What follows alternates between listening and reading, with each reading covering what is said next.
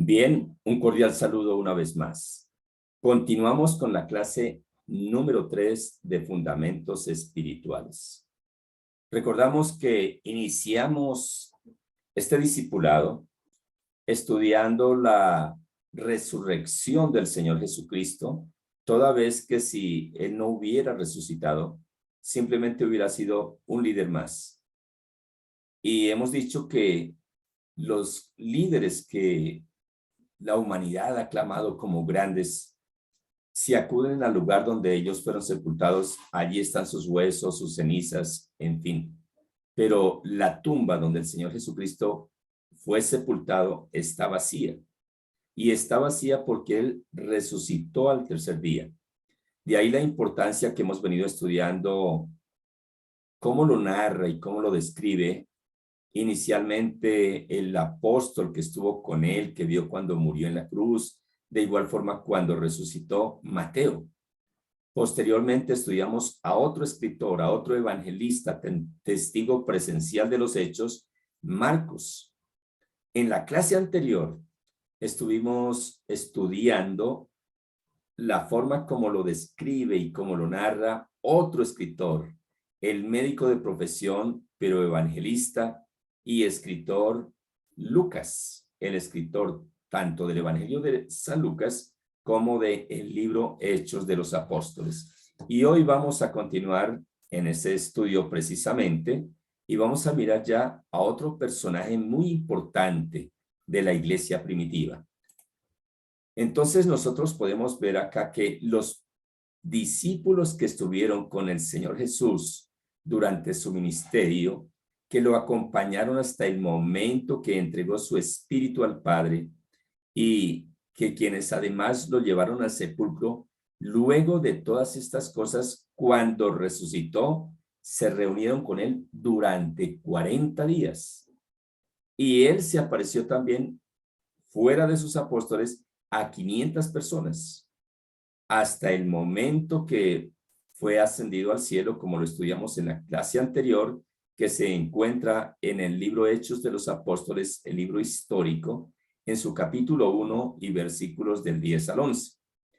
De igual forma, años más tarde se apareció a Saulo de Tarso, este hombre intelectual que perseguía a muerte a quienes creían en el Señor Jesús, pero un día cuando iba acosando a su iglesia, se le apareció en el camino. Conforme Saulo, ahora transformado en el gran apóstol Pablo, relata este acontecimiento en el libro de Hechos de los Apóstoles, capítulo 26, los versículos del 9 al 18. Vamos a leer. Leemos pues la palabra del Padre Celestial en el nombre del Señor Jesucristo. Versículo 9 del capítulo 26 de Hechos. Yo ciertamente había creído mi deber hacer muchas cosas en contra del nombre de Jesús de Nazaret, lo cual también hice en Jerusalén. Yo encerré en cárceles a muchos de los santos, habiendo recibido poderes de los principales sacerdotes, y cuando los mataron, yo di mi voto. Y muchas veces castigándolos en todas las sinagogas, los forcé a blasfemar, y enfurecidos sobremanera contra ellos, los perseguí hasta en las ciudades extranjeras. Aquí está testificando el apóstol Pablo lo que él hacía antes de haber tenido ese encuentro personal con el Señor Jesucristo, que en ese entonces era Saulo de Tarso. Y efectivamente, si nosotros miramos acá mismo en el libro de Hechos de los Apóstoles, vamos a encontrar el primer mártir cristiano, Esteban. Este joven que había empezado a servirle al Señor como un servidor, fue elegido como uno de los 7 jóvenes llenos del Espíritu Santo y de buen testimonio para servir a las mesas. Es decir, era el que empezaba a limpiar las mesas que estuvieran dispuestas, donde iban a sentarse de manera especial las viudas que estaban allí con ellos. barría, arreglaba todo, lavaba la loza, hacía el trabajo de servidor, pero que años más tarde, como fue fiel en eso que el Señor lo puso a hacer, fue ascendido y fue elegido como uno de los 7, un hombre de buen testimonio, lleno del Espíritu Santo, y como consecuencia de haber hecho bien su trabajo, años más tarde se ve como un predicador a través del cual el Espíritu Santo de Dios fluía de una manera poderosa, lleno de la gracia de Dios, de su favor, de su poder, y ocurrían milagros y señales. Pero cuando estaba esa persecución tremenda de la iglesia, uno de los que los perseguían era Saulo de Tarso, y él dio su consentimiento para que mataran a Esteban. Recordemos que en ese momento la pena capital era a pedrada limpia, como dirían en algunas partes, a piedra. Y cuenta la palabra del Señor que Esteban en su defensa expuso con la sabiduría de Dios todo el Antiguo Testamento, lo que dicen las Sagradas Escrituras acerca del Señor Jesucristo, los trajo al presente, les predicó el Evangelio, pero eso los enfureció más.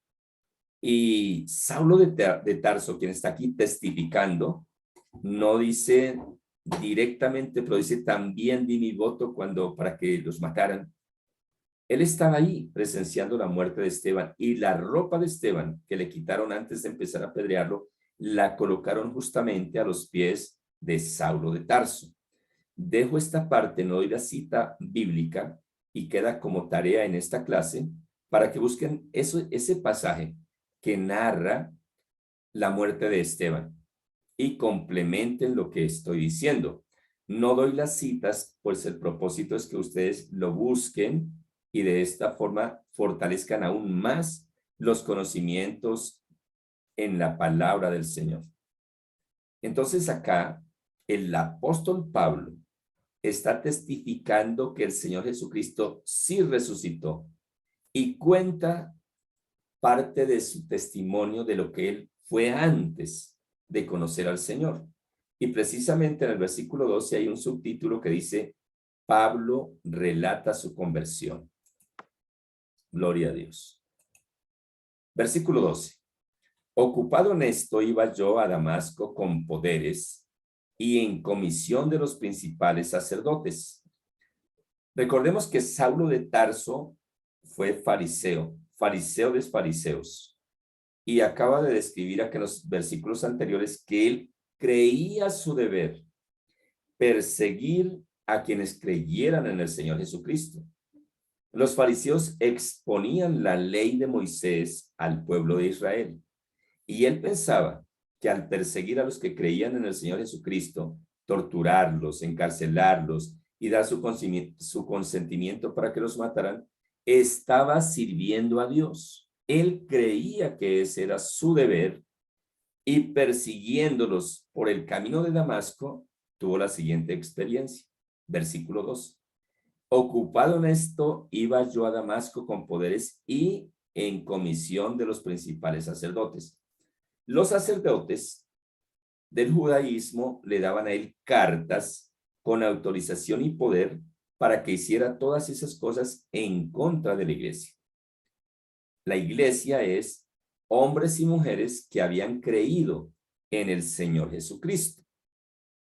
Versículo 13. Cuando a mediodía, oh rey, yendo yo por el camino, vi una luz del cielo que sobrepasaba el resplandor del sol, la cual me rodeó a mí y a los que iban conmigo. Mira que el escritor Lucas describe cómo estaba el día. Estaba haciendo sol. Podemos imaginarnos un día soleado a mediodía, como lo dice él.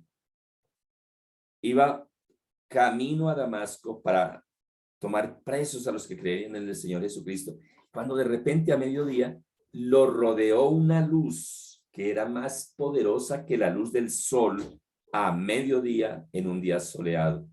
Y esa luz lo rodeó no solo a él, sino a todos los que estaban con él. ¿Cuál era esa luz? Muy bien. Recordemos que el Señor Jesucristo dijo, yo soy la luz del mundo. Fue la luz de Cristo la que lo rodeó, que es mucho más potente y poderosa que la misma luz del sol en un día soleado a mediodía. Versículo 4. Y habiendo caído todos nosotros en tierra, miremos esta primera parte, y habiendo caído todos nosotros en tierra. Podemos visualizarlos, va Saulo de Tarso, rodeado de las personas que lo acompañaban. No describe si serían soldados, pero iba con personas seguramente fuertes para poder tomar presos, torturar y hasta matar a quienes creían en el Señor Jesucristo. Dice, y habiendo todos nosotros caído en tierra. ¿En qué momento cayeron en tierra? Cuando los rodeó la luz de Cristo, la presencia de Dios. Todos cayeron inmediatamente. Y oí una voz que me hablaba y decía en lengua hebrea, Saulo, Saulo, ¿por qué me persigues? Dura cosa te es dar coces contra el aguijón. Yo entonces dije, ¿quién eres, Señor? Y el Señor me dijo, yo soy Jesús a quien tú persigues. Aquí vamos a mirar varios aspectos. El primero que ya mencioné, cuando la presencia de Dios es evidente, las personas no pueden soportar estar en pie y caen al piso. Eso le ocurrió a Saulo de Tarso y a los que iban con él. Esto explica cómo en algunos momentos cuando se está en un servicio a Dios, se está orando o se ora por alguien y se manifiesta la presencia de Dios, la persona cae al piso. Porque es que ante la presencia de Dios tiembla la tierra. Y ese versículo cuando dice que ante la presencia de Dios tiembla la tierra, recordemos que nosotros fuimos formados de barro, de polvo de la tierra. Entonces, viene la luz que los rodea y caen todos al piso. Cuando él estaba en el piso con quienes lo acompañaban, escucha esa voz, Saulo, Saulo, ¿por qué me persigues? Miremos que el Señor no le dijo, Saulo, ¿por qué persigues a mi iglesia? Sino le dijo directamente, Saulo, Saulo, ¿por qué me persigues? ¿Por qué le dijo el Señor Jesús, ¿por qué me persigues? Si no le dijo, ¿por qué persigues a mi iglesia?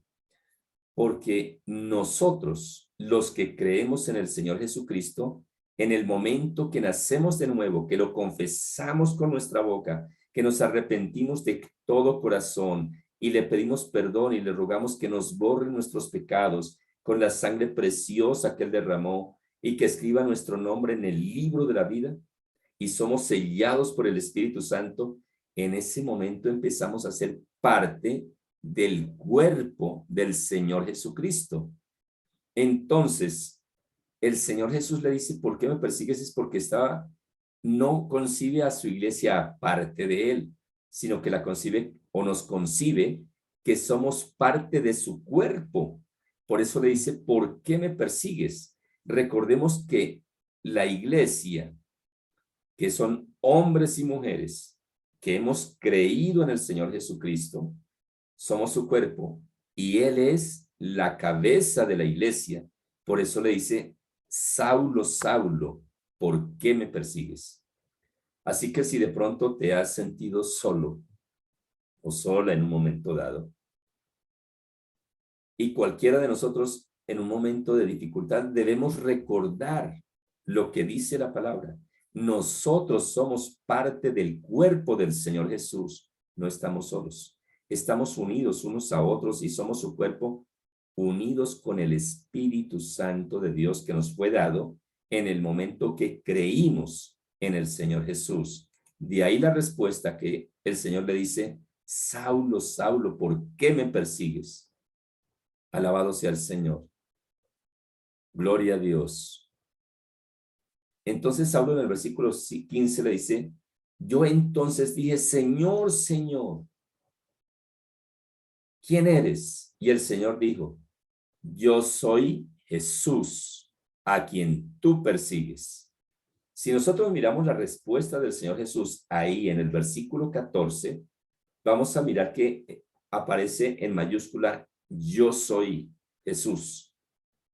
Cuando en Génesis, Moisés le dice al Señor, si yo voy a mi pueblo a decirles que Dios me ha enviado, ¿cuál es el nombre de Dios? ¿Qué nombre doy yo? ¿Que quién me envió? Y el Padre Celestial que le contestó, dígales, yo soy, me ha enviado. Por eso acá el Señor Jesús dice, yo soy Jesús, el nombre del Señor Jesucristo. Por eso es nombre sobre todo nombre. Le dice, yo soy Jesús a quien tú persigues. Acá, usted puede imaginar qué sintió en ese momento Saulo de Tarso. Él creía que le estaba sirviendo al Padre Celestial. Era predicador del Antiguo Testamento, porque recordemos que todo el Antiguo Testamento fue dado directamente al pueblo de Israel. Hoy para nosotros, como hijos de Dios, no como pueblo de Israel, porque no nacimos en el Estado de Israel, ni fuimos judíos. Entonces, para nosotros este escrito dice la palabra como ejemplo. Pero a nosotros nos cobija y nos corresponde es el evangelio que está desde San Mateo hasta Apocalipsis. Se llama la doctrina para la iglesia cristiana. Doctrina es enseñanza. Ahora puede decir, bueno, ¿y entonces por qué? O sea que nosotros no debemos leer el Antiguo Testamento. No estoy diciendo eso, todo lo contrario. Un hijo de Dios debe conocer la palabra de Dios para que se cumpla lo que el apóstol Pablo le decía a Timoteo. Procura con diligencia delante de Dios presentarte como obrero aprobado que no tiene nada de qué avergonzarse y que usa bien la palabra de verdad. ¿Qué es usar bien la palabra de verdad? Es usar bien la palabra de Dios. ¿Y cómo es usarla bien? Que si yo leo el Antiguo Testamento, debo contextualizarlo y entender quién está hablando qué y a quién.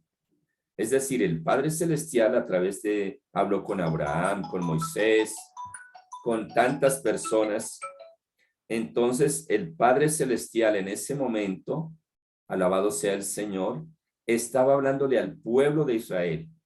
Hoy nos habla a nosotros ya como hijos de Dios nos da la doctrina, la enseñanza, precisamente aquí a través de lo que estamos estudiando en este discipulado. Es decir, que nosotros como hijos de Dios debemos, cuando vamos a dar una aplicación de la palabra del Antiguo Testamento, si le queremos dar una aplicación para nosotros hoy, debemos hacerlo desde la luz del Evangelio, guiados por el Espíritu Santo de Dios. Porque recordemos que nosotros ya no estamos, o mejor, nunca estuvimos en el Antiguo Testamento. Nosotros estamos en la dispensación de la gracia. Alabado sea el Señor. Estamos en la dispensación, en el periodo de tiempo a través del cual el Padre Celestial nos abrió la posibilidad al resto de las naciones del mundo que pudiéramos ser salvos ya no a través de la ley, sino a través del Señor Jesucristo, que vino a la tierra y que se hizo hombre, así como uno de nosotros, 100% Dios, pero 100% hombre, y abrió esa posibilidad. Por eso es que en el Evangelio de San Juan, capítulo 3, versículo 16, dice que de tal manera amó Dios al mundo que dio a su Hijo unigénito, para que todo aquel que en él cree no se pierda, mas tenga vida eterna. Hasta Malaquías, en el antiguo pacto, el Padre Celestial únicamente se le había revelado al pueblo de Israel. La única nación que conocía al Dios verdadero era el pueblo de Israel. Las demás naciones del mundo, entre ellas nuestro país, tenía dioses, pero eran dioses falsos. Hasta hoy, si nosotros vamos a cualquier municipio de Colombia, en este caso, vamos a encontrar que en cada municipio veneran un dios, pero que no es Dios. Pero cuando el Señor Jesucristo viene a la tierra, se hace hombre, muere en la cruz del Calvario y resucita, cualquier ser humano de cualquier parte del mundo podrá conocer el verdadero Dios. Por eso el Señor Jesucristo dice, yo soy el camino, la verdad y la vida, y nadie va al Padre sino por mí. Es decir, que la única forma de poder nosotros ser salvos, llegar al Padre, es a través del Señor Jesucristo. Por eso, nosotros debemos tener claridad entre lo que es el Antiguo Testamento, que fue dado al pueblo de Israel, y el Nuevo Testamento, que fue dado al resto de las naciones de la tierra. Cuando nosotros aprendemos a usar bien la palabra de verdad, necesariamente tenemos que haber estudiado primero la doctrina cristiana, conocer quién es el Señor Jesucristo, quién es el Espíritu Santo de Dios, cuál es la voluntad del Padre, conocer bien con claridad qué es la doctrina cristiana. Cuando ya conocemos el Evangelio, podremos ir a cualquier parte del Antiguo Testamento y ya no lo vamos a mirar como antes lo mirábamos, sino que lo vamos a mirar a través de la luz del Espíritu Santo de Dios y del Evangelio. Y de esta forma podremos entender qué era lo que estaba diciéndole el Padre al pueblo de Israel en ese momento dado. Ya sea que estemos en Génesis, en Levíticos, en Números, en Malaquías, en Jueces, en cualquier libro del Antiguo Testamento, cuando ya tenemos en nosotros la presencia del Espíritu Santo de Dios, podremos dar la aplicación correcta, y si hay una aplicación para nosotros hoy, vamos a darla de la manera más indicada. A eso se refería el apóstol Pablo cuando le decía a Timoteo, procura presentarte delante de Dios como obrero aprobado, que no tiene nada de qué avergonzarse y que usa bien la palabra de verdad. Es decir, que podemos exponer la palabra de Dios. Si estamos predicando el evangelio, pues predicar el evangelio del Señor Jesucristo. Pero si estamos ya en un discipulado como este, entonces podremos tomar Génesis y mirar cómo desde Génesis y cada uno de los libros de ahí en adelante, todo prácticamente era tipo del Señor Jesús. Era tipo de la iglesia, del Espíritu Santo de Dios, cosas ocultas para el pueblo de Israel. Por eso el Padre Celestial en Jeremías 33:3 le dice al pueblo de Israel a través del profeta, clama a mí y yo te enseñaré cosas grandes y ocultas que tú no conoces. ¿Cuáles eran esas cosas grandes y ocultas que el Padre Celestial invitaba al pueblo de Israel que buscaran su presencia para que Él les revelara? Pues nada más que al Señor Jesucristo, que su iglesia y que el Espíritu Santo de Dios. Por eso le reveló, por ejemplo, al profeta Isaías, he aquí que una virgen concebirá y dará a luz un hijo y llamará su nombre Emanuel, que quiere decir Dios con nosotros. Ahí Dios le estaba revelando al pueblo de Israel a través del profeta Isaías lo que él iría a hacer más adelante. Alabado sea el Señor. De tal forma, mis amados hermanos, que acá vemos que el mismo ya apóstol Pablo está testificando de la resurrección del Señor Jesucristo y de cómo él mismo se le apareció en el desierto cuando iba persiguiendo a la iglesia. Alabado sea el Señor.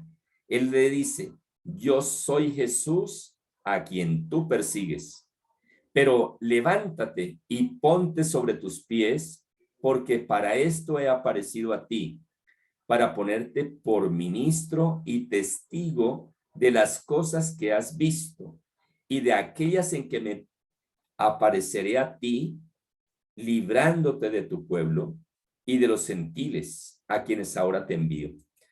El Señor Jesucristo se le aparece a Saulo de Tarso, tiene ese encuentro con él, transforma su vida y de inmediato le dice acá, hoy me le aparezco, pero me les volveré a aparecer muchas veces durante su ministerio. Le da el ministerio de una vez.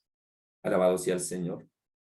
Y le dice que lo va a librar de su pueblo, porque indiscutiblemente el pueblo de Israel se va a levantar ya no contra Saulo de Tarso, sino contra el apóstol Pablo, cuando deja de predicar ya la ley de Moisés y empieza a predicar el evangelio del Señor Jesucristo que él ordenó en San Marcos capítulo 16, versículo 14 en adelante. Recordemos que dice, id por todo el mundo y predicar el evangelio a toda criatura. El que creyere y fuere bautizado será salvo. Y el apóstol Pablo, cuando tiene ese encuentro con el Señor, pues es transformado. Alabado sea el Señor, y empieza a predicar el evangelio del Señor Jesucristo. Entonces el Señor le dice acá, librándote de tu pueblo y de los gentiles a quienes ahora te envío. El ministerio de Pablo inicialmente fue al pueblo de Israel y posteriormente a los gentiles, que era el resto de las naciones de la tierra, los que no habían nacido en el estado de Israel. Dice, para que abra sus ojos, para que se conviertan de las tinieblas a la luz y de la potestad de Satanás a Dios, para que reciban la fe que es en mí, el perdón de pecados y herencia entre los santificados.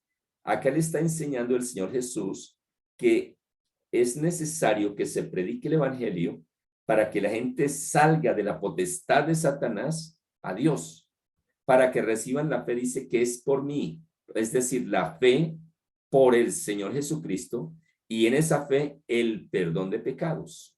Entonces, la persona que cree en el Señor Jesucristo, cree en el evangelio, acá el Señor le está diciendo, va a salir del reino de las tinieblas, que es de Satanás, viene al reino de Dios, y por la fe que es en el Señor Jesucristo, recibimos perdón de pecados y herencia entre los santificados. Y recordemos que parte de esa herencia es la salvación de nuestra alma, la vida eterna.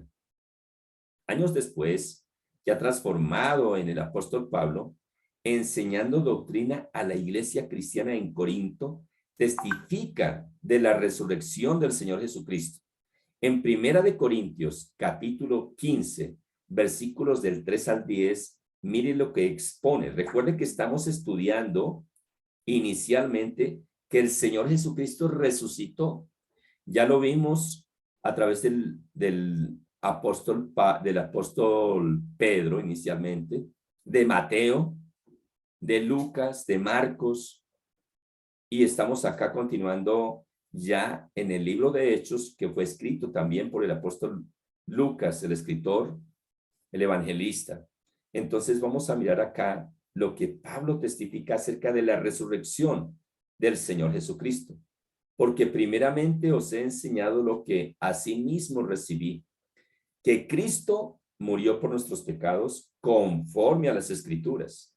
Recordemos que ahí se refiere a las Escrituras en el Antiguo Pacto, porque estaba escrito los padecimientos que iría a vivir el Señor Jesucristo para salvarnos del pecado y de la muerte, y que fue sepultado y que resucitó al tercer día conforme a las Escrituras, que también estaba escrito en el Antiguo Testamento, y por supuesto lo narran con lujo de detalles Mateo, Lucas, Marcos, que estamos estudiando, y que apareció a Cefas. Recordemos que Cefas pues es Pedro, pero el Señor Jesucristo le cambió el nombre de Cefas por Pedro, que quiere decir roca, y después a los 12. Después apareció a más de 500 hermanos a la vez.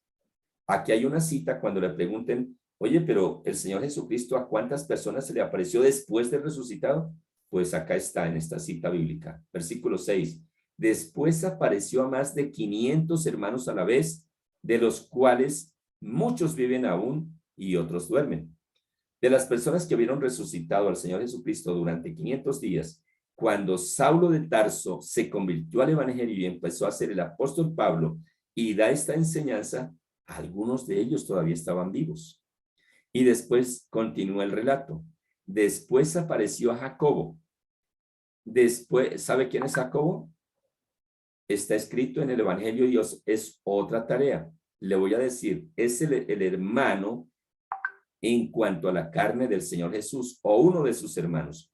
Entonces la tarea es, ¿cuántos hermanos tuvo el Señor Jesús de la Virgen María y cuáles eran sus nombres?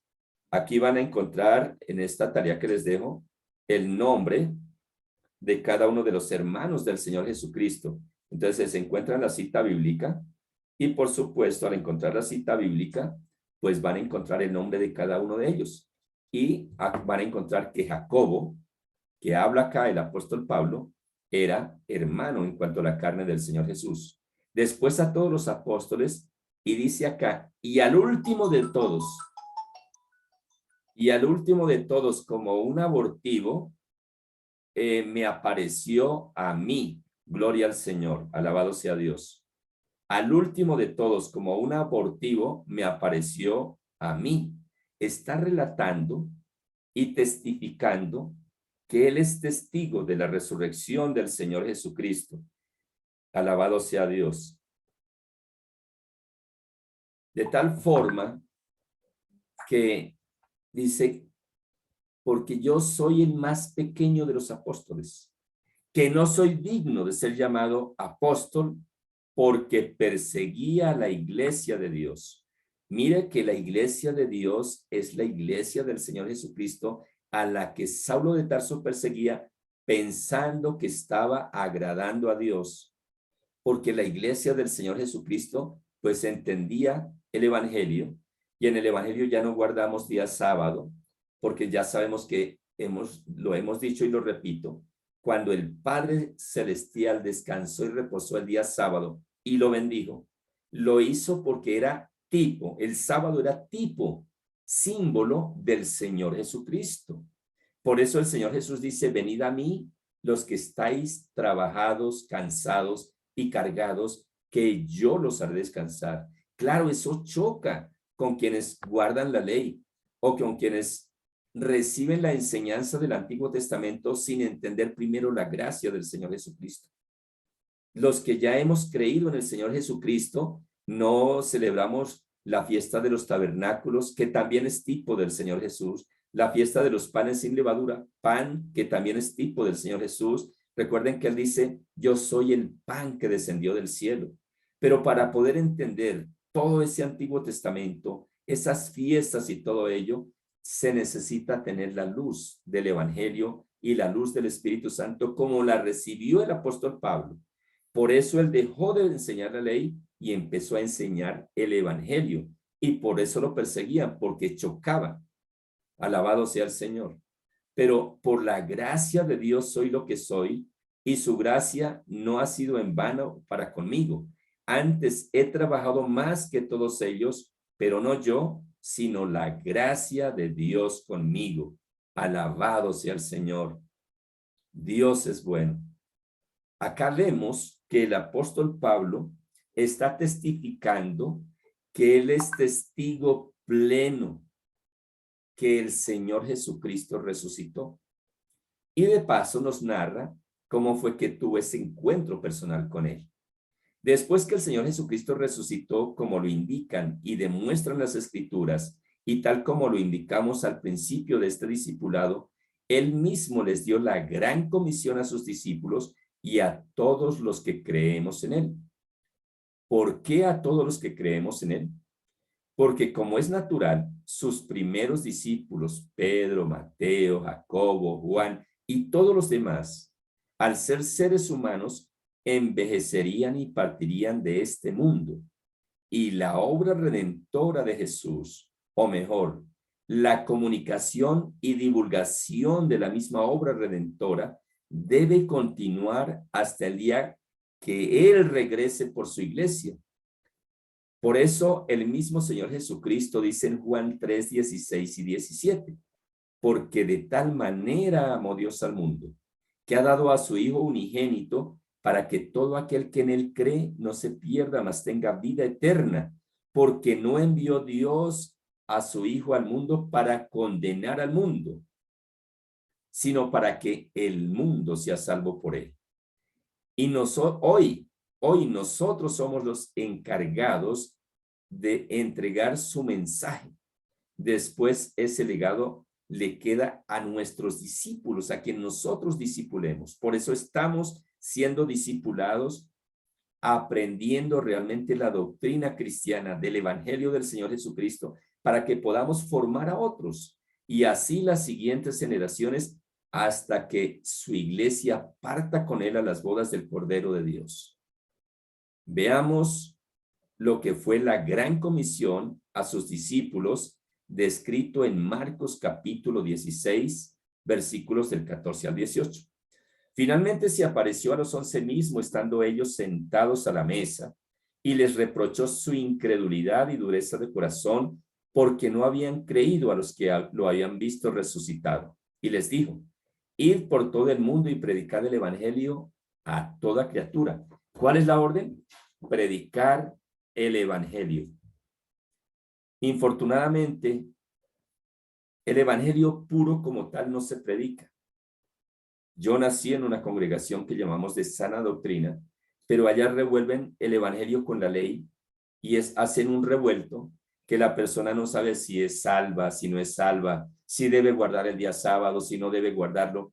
Y por eso es precisamente que muchos hombres y mujeres que han recibido al Señor Jesús y han nacido de nuevo, pero que no han sido discipulados con el evangelio del Señor Jesucristo, con la enseñanza que está contenida desde San Mateo hasta Apocalipsis y específicamente en Hechos de los Apóstoles y en los 13 libros que escribió el apóstol Pablo, así como los que escribió el apóstol Juan en Apocalipsis y demás, son movidos por cualquier viento de doctrina, por no tener claridad si realmente somos salvos.